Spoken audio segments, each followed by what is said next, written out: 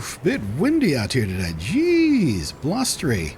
I'll be on the tent in a minute to get away from this. Hello again. I am Blunty.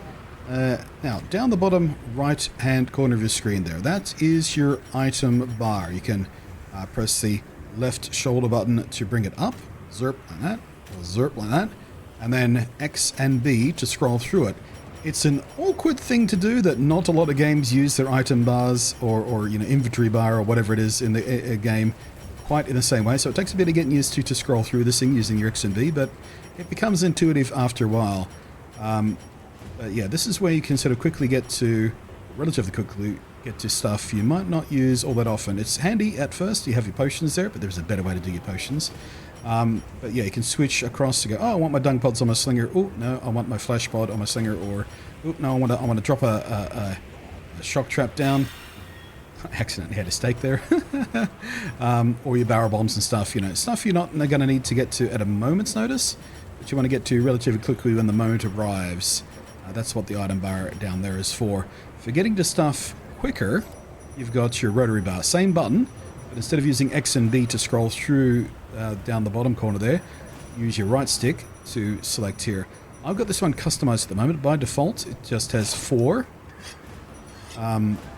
But I'll show you how to customize this, and as you play, you'll get to know what you want on this bar, what you need quick access to most often during the hunt. And as you can see, just above it there, you've got the cross.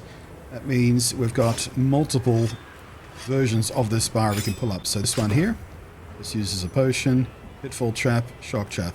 We've got a customized communication one across this side, so we've got nothing but sort of various emotes and stickers on that side. And the ammo one, where you're running range to craft more ammo and whatnot in the field as you go. So, let's, where am I? Turn myself around. Let's go into the tent. Out of this noise, and we'll have a talk about this stuff. So, oh geez, my little face is over it, but down here, that menu option says, I didn't think that through, did I? Position on my little face. Customize radial menu. So, you come in here, and in the beta, I'm recording this stuff in the beta, but in the full game, I'm hoping this will default properly. But it defaults to the keyboard layout for some reason on PC, even though I've got a controller. But you can see down there, we can press RS for switch to this. So this should be the default one that comes up when using a controller, or if you're on a console. So as you can see, we've got more than just the 4 that I showed you a second ago. You can actually have the corners as completely separate customized radial menus as well. So yeah, let's go to the communication one, for example. So you click into it, and then you can use the left stick to select whatever quadrant you want. And these can have different numbers of quadrants as well. You can see that one down there just says 3. You can have 3, 4, or you can have, how many is that one? Like 5, 1, 2, 3, 4, 5, 6. Or that one which has like 8. So you can fully customize how many different items are on each one of these wheels and how fine-tuned you have to point to get to it. So to change one of these, say we want to change that one there. Instead of going nice to meet you, that's the text shout out. Go in here and we can go, oh, okay, well, I want Mega Potion on that one. Or we can tab across up the top and go to the crafting list and go, well, okay, this is how I craft potions in the field if I've got herbs in my pocket. Or you can come across the communication and you can select one of the communication options, either some of the text ones, or custom shoutouts. We'll talk about those in a separate video because that's a fun topic. Or your stickers, or your gestures, otherwise known as emotes, or pose sets. So yeah, you can put a bunch of different stuff, everything from item usage to crafting, to fixed items like your ghillie mantle for hiding from monsters and stuff like that. All of that kind of stuff can be put on these radial menus to get to really quickly. It's incredibly useful to set one of these up for Hey Hunt, because if you're out in the field, you're fighting and you go, well, okay, I need to sharpen my weapon. So instead of going to your little item bar down there and you go, okay, where's my sharpening stone? There's my whetstone. Click out of it and then use it. All right. And then sort of reset back to the potion or whatever it was you needed. With the radial wheel, you can just go boop. See how much faster that is? So much faster. And it's really vital when you're using status recovery items like poison cures and things like that. This one down here, optimal status recovery, that uses whatever one is relevant. So whatever you've got in your pocket, whatever kind of cure is appropriate to the status you're suffering, that will automatically do it. You can set that manually to just antidote, for example, or whatever. But this game introduces the optimal one. It also has an optimal health recovery one, Just like this, it'll use whatever health recovery seems most appropriate for the amount of health you're missing. I tend to find I prefer doing that manually, so I can decide if I want to use a standard potion or a mega potion, depending on what I'm doing, how I'm doing it, and how I feel. You know, 'cause sometimes the automatic one might use a regular potion and not quite fully heal you. And if you're fighting a monster that has an attack that can sort of 1 or 2 hit you, you might just want to over heal using a mega potion just in case. That's why I like having those. But again, it's a personal choice kind of thing. And again, if you want to sort of just do little fireworks, because the emote menu and whatnot can be kind of tricky to dig through. So on my main wheel, I often like to have a little sticker, say, hey, thanks, end of the hunt, good work, and do a little emote. My emote is usually a dance, but let's get a real cool firework one on this one, so I think I might use that in the final game. There we go, that's what I want. I want the big one. Hey.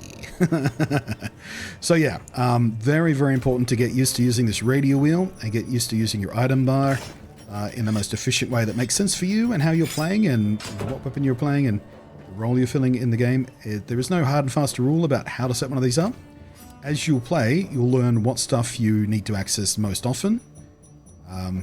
So you might not want the SOS flare down there. You can do that from a menu. You don't always need to do that from an emergency sort of situation, so you don't need quick access to that maybe. That is one of the most important things to set up when it comes to Monster. The other thing I'm going to show you is your items. At the start of every hunt, you're really going to want to come back to your tent and come back to this transfer items thing. So we click through to that. You go to our item pouch. These are your pockets. This is what you're carrying with you. And when you're on a hunt, you might pick up stuff that fills up some of these pockets. So you can see all the way across here, each one of these little slots is a slot in your pockets, including those empty ones over there. Some of these are stacked. So these are your sort of permanent options of your fishing rod, your binoculars. These things don't run out. They're infinite use. You just keep them on you at all times. All these other ones tend to be consumables of some kind or another, either health items or things like barrel bombs or traps and tranquilizers and stuff like that. I actually don't have any tranquilizers on me right now. You really should get carrying tranquilizers with traps because you need one when you have the other. But yeah, this you need to customize as well. So you're taking with you all the stuff you want to take with you on every hunt. So potions, obviously. Life powder's a different kind of potion. You'll learn about those as you go through the game. Which, traps and flash pods you want with you. But this is not how the game comes by default. I've set this up slightly custom. And you can have several different custom items. So if we press the left stick in, you can see there we've got several different loadouts. So you can have a loadout for your standard stuff. You can have a loadout if you're specifically trapping maybe and bring extra stuff to craft traps on the go. Or you can have one for just exploring or gathering. You have a minimal one for when you're gathering.